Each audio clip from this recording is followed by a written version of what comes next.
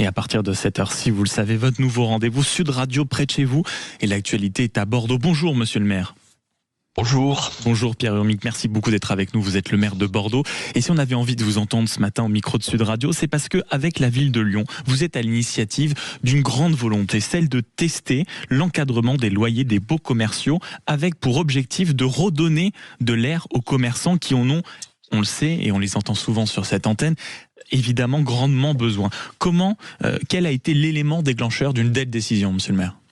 Voilà, déjà, vous avez bien résumé notre état d'esprit, c'est-à-dire que nous sommes venus cet été, mon collègue le maire de Lyon et moi-même, et sont partis du constat commun, c'est que nos commerçants de centre-ville souffrent actuellement de manière particulièrement préoccupante pour diverses raisons, la concurrence bien sûr, la concurrence féroce de la vente en ligne, et puis d'autres facteurs de charges de plus en plus importantes, mais aussi de l'augmentation extrêmement importante des loyers commerciaux, du déplafonnement à l'occasion des renouvellements de baux, et cela les impacte terriblement dans leur activité commerciale. Je voyais encore hier des commerçants qui me disaient qu'ils avaient vu leur loyer multiplié par 3. Et donc à un moment où le tissu économique et commercial de nos centres-villes est particulièrement fragile, ces augmentations-là sont terriblement pénalisantes. Et comment vous expliquez réellement, si vous voulez, la hausse de ces loyers, notamment pour les baux commerciaux ? Est-ce que c'est parce que les quartiers explosent ou parce que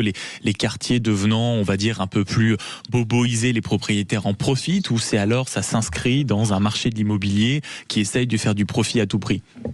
Oui, alors il y a plusieurs raisons, parmi celles que vous avez évoquées, mais il y a aussi le fait que nous, maires, nous rénovons en permanence nos centres-villes, nous améliorons donc de fait le taux de commercialité, et ceux qui sont victimes de ces améliorations publiques des taux de des conditions de commercialité, eh bien, ce sont un certain nombre de commerçants qui voient tout d'un coup leur loyer, donc leur charge, augmenter dans des proportions considérables. C'est vrai que plus la ville se rénove. Nous, par exemple, à Bordeaux, nous sommes en train d'augmenter de 50% les espaces piétonnisés dans la ville. C'est considérable. Je crois que nous aurons le plus grand secteur piéton de ville comparable à Bordeaux. Il faut dire qu'un de mes prédécesseurs, Jacques Chaban-Delmas, avait fait dans les années 70 la plus longue rue piétonne commerçante de France avec la rue Sainte-Catherine. Donc Bordeaux avait été précurseur des rues piétonnes dans les années 1970. J'imagine que ça avait un peu toussé à l'époque, mais je pense qu'aujourd'hui les commerçants s'en portent que mieux. Donc je pense que l'avenir du commerce aussi passe par ces grands secteurs piétons ici en France comme ailleurs. Mais c'est vrai que à ces occasions-là, vous avez des propriétaires qui se disent mais ça y est, la rue devient très très attractive, je vais en profiter pour augmenter le loyer que je réclame à mon locataire. Mais est-ce que précisément, monsieur le maire Pierre Urmic, maire de Bordeaux, est-ce qu'il n'y a pas un lien avec ce que vous venez d'annoncer, à savoir que c'est précisément parce que les villes essaient beaucoup de piétonniser, d'essayer de rendre ces endroits un peu plus agréables, ou pour les habitants, ou pour ceux qui les traversent, beaucoup pour les touristes, d'en faire des lieux plus de passage plutôt que des lieux de vie. On l'avait vu à Lyon, beaucoup de commerces s'étaient révoltés. On avait vu les polémiques récentes sur les ZFE, sur les ZLT, etc. Est-ce que, mine de rien, le fait que les commerçants soient étranglés n'est pas une conséquence de cette politique qui parfois rend plus difficile d'accès, par exemple, le centre-ville, plus difficile d'accès aux voitures ou à certaines voitures, et donc forcément, économiquement, pour les commerces, c'est plus compliqué? Alors, c'est plus compliqué certainement, mais les conditions d'accès ne sont pas plus compliquées. C'est-à-dire qu'on est actuellement en train de changer les mobilités dans nos villes. Nous avons l'obligation de diversifier. Bien sûr, autrefois c'était le tout. On a connu le tout voiture. Actuellement, toutes les villes de France sont en train de diminuer la place de la voiture en ville. Je crois que cela va dans l'air du temps. C'est vrai aussi au niveau mondial. Allez vous promener en Italie, ils sont beaucoup plus draconiens même que nous pour interdire souvent leur centre-ville au trafic automobile. Mais cela nous impose à nous quand même. Mais il ne suffit pas de limiter le trafic automobile. Il faut encourager toutes les mobilités alternatives, douces et décarbonées.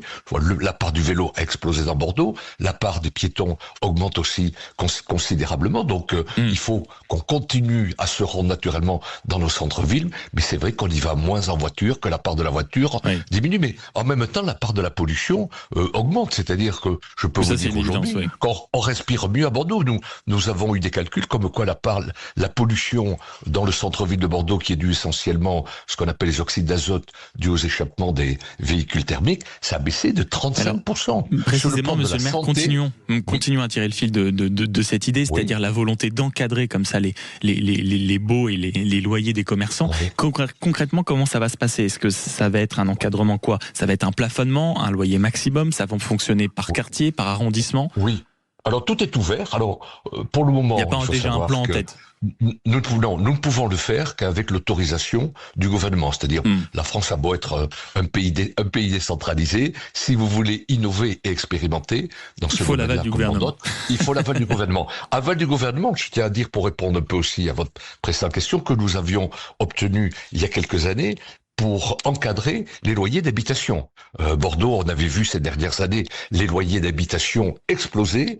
On avait décidé de demander au gouvernement la possibilité d'encadrer les loyers d'habitation à Bordeaux. C'est une démarche, un dossier à remplir. Nous avons fini par l'obtenir. Et je peux vous dire que les premiers résultats que nous avons aujourd'hui, on se loge mieux, notamment pour tout ce qui est des petits logements dans nos villes, notamment les étudiants. On a constaté cette année qu'il y avait davantage de petits logements mis à disposition pour des prix raisonnables dans le centre-ville de Bordeaux, où les loyers, et on nous avait dit, vous verrez, ça marchera pas, c'est une mesure de type soviétique. Qu'est-ce qu'on a entendu comme critique au moment où vous l'a fait? On nous disait même le dispositif va entraîner la diminution du nombre de logements sur le marché. Mais je peux vous dire, ce n'est pas vrai, et qu'on se loge aujourd'hui moins cher à Bordeaux. Qu'on se loge, donc, on a obtenu l'encadrement, et là c'est pareil, c'est une expérimentation que l'on demande. Je pense que quand on est maire aujourd'hui, ce que va donner forcément il faut innover, voilà.